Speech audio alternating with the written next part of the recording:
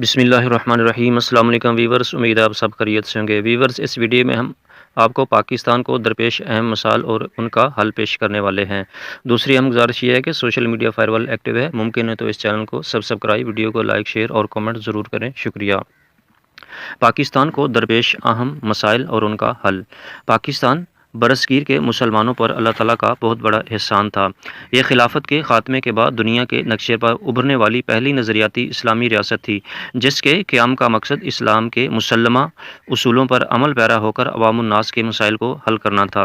اس مملکت کے حصول کے لیے حضرت محمد علی جناح، حضرت علامہ محمد اقبال، مولانا محمد علی جوہر، مولانا ظفر علی خان اور دیگر اکابرین نے ایک لمبے عرصے تک جد و جہد کی اور بالآخر مسلمانان برصغیر ایک علیحدہ مملکت کے حصول میں کامیاب ہوئے۔ اس مملکت کے قیام کے حوالے سے جد و جہد اور قربانیوں کے بعد اس بات کی توقع کی جا رہی تھی کہ یہ مملکت مسلمانان ہند کے دکھوں کا مداوا ثابت ہوگی، لیکن اپنے قیام کے بعد سے لے کر اب تک پاکستان کو مختلف طرح کے بحرانوں کا سامنا ہے۔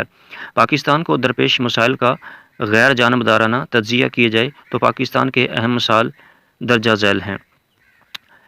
نمبر 1، نظریاتی یا قومی ریاست کا مسئلہ۔ قیام پاکستان کا مقصد مسلمانان ہند کے سیاسی اور اقتصادی حقوق کا حصول تھا، جو کہ قیام پاکستان کا مقصد مسلمانان ہند کے سیاسی اور اقتصادی حقوق کا اصول تھا، جو کہ متحدہ ہندوستان میں ان کو جدوجہد کے باوجود حاصل ہوتے نظر نہیں آ رہے تھے۔ لیکن ان سیاسی اور اقتصادی حقوق کی فراہمی کے ساتھ ساتھ پاکستان کا قیام ایک نظریاتی اسلامی ریاست کے طور پر ہوا تھا، جس میں قرآن و سنت کی بالادستی کو یقینی بنانے کی یقین دہانی قائد اعظم سمیت تحریک پاکستان کے تمام نمایاں قائدین نے کروائی تھی۔ لیکن بدقسمتی سے اپنے قیام کے دن سے ہی پاکستان میں اس بحث کا آغاز ہو گیا تھا کہ یہ ایک نظریاتی ریاست ہے یا قومی۔ پاکستان کی نمایاں سیاسی جماعتوں نے آئین اور قرارداد مقاصد میں کرائی گئی یقین دہانیوں کے باوجود اس کو قومی ریاست کے طور پر چلانے کی جدوجہد کی۔ اس کثیر القومی ریاست میں قومی یا نظریاتی ریاست کی بحث سود مند ثابت نہ ہوئی اور ملک لسانی اور قومی کشمکش کا شکار ہو کر دو حصوں میں تقسیم ہو گیا۔ 1971 کا سانیہ اگرچہ سیاست دانوں کی آنکھیں کھولنے کے لیے کافی تھا، لیکن سقوط ڈھاکہ کے بعد بھی یہ بحث جاری و ساری رہی اور پاکستان کے قوانین نہ تو صحیح معنوں میں مغربی بن سکے اور نہ ہی کامل طریقے سے شریعت کی پیروی ہو سکی۔ کچھ پالیسی سازوں نے انگریزی قوانین میں بعض مقامات پر ترمیم کر کے ان کو اسلامیانے کی جدوجہد کی، جو نتیجہ خیز ثابت نہ ہوئی اور ملک کی سمت کے حوالے سے مذہبی سیاسی جماعتوں اور قومی سیاسی جماعتوں میں فکری تنازع تاحال جاری و ساری ہے۔ 1973 کا آئین اس اعتبار سے مثالی آئین تھا کہ اس پر تمام سیاسی، علاقائی اور مذہبی جماعتوں کا اتفاق تھا، لیکن اس اتفاق کے باوجود 1973 کے آئین کی تشریح میں اختلاف برقرار رہا۔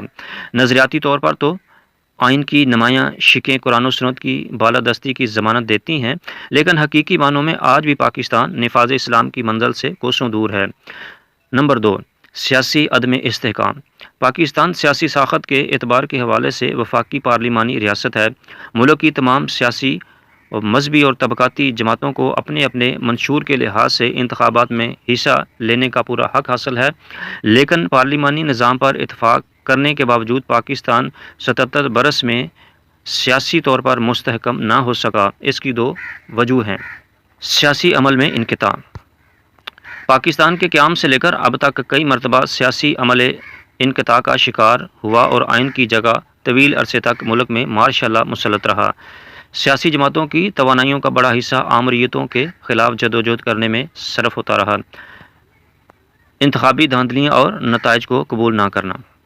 سیاسی عدم استحکام کی دوسری بڑی وجہ انتخابی بے ضابطگیاں ہیں، جو کئی مرتبہ اتنی ہمہ گیر ہوتی ہیں کہ متاثرہ فریق باغیانہ روش پر اتر آتا ہے اور سیاسی عمل پر عدم اعتماد کا نتیجہ حکومت کے خلاف تحریکوں کی شکل میں نکلتا ہے۔ انتخابی نتائج کو تسلیم نہ کرنا بھی دھاندلی کی طرح ایک خطرناک عمل ہے۔ 1970 میں عوامی لیگ کی فتح کو قبول نہ کرنے کے نتائج انتہائی مہلک نکلے اور انتخابی نتائج تسلیم نہ کرنے کے عمل نے لسانی منافرت کو دو چند کر دیا، نتیجتاً ملک دو حصوں میں تقسیم ہو گیا۔ 1977 کے انتخابات میں قومی اتحاد کی بڑی تحریک کا سبب بھی پیپلز پارٹی پر انتخابی دھاندلی کے الزامات تھے۔ یہ تحریک بعد ازاں پرتشدد سول نافرمانی پر منتج ہوئی اور ذوالفقار علی بھٹو محروم کو زندگی سے ہاتھ دھونا پڑے۔ 1977 کے بعد 2013 کے انتخابات بھی اس اعتبار سے متنازع ٹھہرے کہ تحریک انصاف کے سربراہ عمران احمد خان نیازی نے انتخابات کو دھاندلی زدہ قرار دے کر مسلم لیگ نون کی حکومت کو غیر آئینی قرار دے دیا۔ مسلم لیگ نون کی حکومت اگرچہ ختم نہیں ہوئی، لیکن انتخابی دھاندلی کے متواتر الزامات نے اس کی سیاسی ساکھ کو بری طرح مجروح کیا اور عملی طور پر ایک مرتبہ پھر ملک سیاسی عدم استحکام کا شکار نظر آ رہا ہے۔ اگرچہ مستقبل میں انتخابی دھاندلیوں پر قابو پا لیا جائے اور انتخابی عمل کو شفاف بنانے کے حوالے سے تمام جماعتوں اور طبقات کو تجاویز پر سنجیدگی سے عمل کیا جائے تو ملک کو سیاسی طور پر مستحکم کیا جا سکتا ہے۔ نمبر 3، اقتصادی مسئلہ۔ پاکستان کی کوئی حکومت بھی پاکستان کے اقتصادی مسائل پر قابو نہیں پا سکی، حالانکہ پاکستان زرخیز اور معدنی وسائل سے مالا مال ہے۔ پاکستان کے روپے کی قدر میں گزرتے ہوئے برسوں کے ساتھ ساتھ متواتر کمی واقع ہو رہی ہے۔ کسی بھی حکومت کی کارکردگی کو اس وقت تک تسلی بخش قرار دیا جاتا ہے جب وہ روپے کی قدر کو ڈالرز، یورو یا پاؤنڈز کے مقابلے میں گرنے سے روک لے۔ تاحال ایسا نہیں ہو سکا کہ پاکستان کے روپے کی قدر میں قابل قدر اضافہ ہو سکے۔ بھارتی اور بنگالی کرنسی، جو کہ پاکستانی کرنسی کے مقابلے میں ہر اعتبار سے کمزور ہوا کرتی تھی، اس وقت پاکستانی روپے کے مقابلے میں مضبوط سے مضبوط تر ہوتی جا رہی ہے۔ روپے کی گراوٹ کی بنیادی وجہ بھی ہمارے امیر سیاسی طبقے کے سرمایہ کی بیرونی ملک منتقلی ہے۔ پاکستان کی غیر مستحکم صورتحال کو دیکھ کر بہت سے نمایاں سرمایہ دار اپنا سرمایہ یورپ، امریکہ اور عرب ریاستوں میں منتقل کر چکے ہیں اور ستم بلائے ستم سرمایہ کو بتدریج بنگلہ دیش کے دارالحکومت ڈھاکہ میں بھی منتقل کیا جا رہا ہے۔ اس کی وجہ یہ بتائی جاتی ہے کہ ڈھاکہ میں سرمایہ داروں کو وہ ماحول میسر ہے جو پاکستان میں موجود نہیں۔ پاکستان کے حکمرانوں کو اقتصادی سرگرمیوں کو بہتر بنانے کے لیے اپنے رویوں کو بدلنا پڑے گا۔ ملک میں موجود ٹیکسوں کے نظام میں نمایاں تبدیلی لانا ہوگی تاکہ ملک سے سرمایہ کے انخلاء کو روکا جا سکے۔